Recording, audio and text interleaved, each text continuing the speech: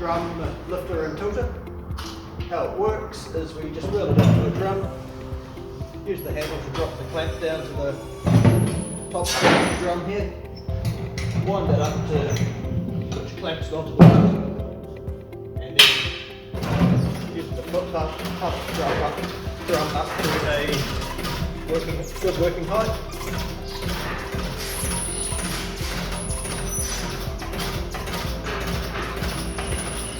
And then apply the bottom clamp to the bottom of the drum. It's done just by twisting down like that, twisting it around and letting it hook up and in.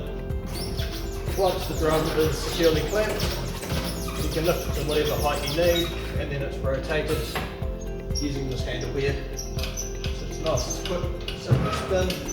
It's clamped top and bottom, so it's not going to fall out. And you can decant your drum, put it into a drum cradle, with it. Once it's empty, you can, of course, rotate it back upright.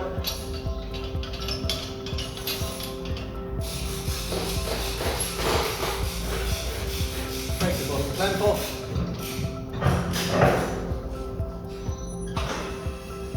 Lower it down to the ground. Undo the top clamp. And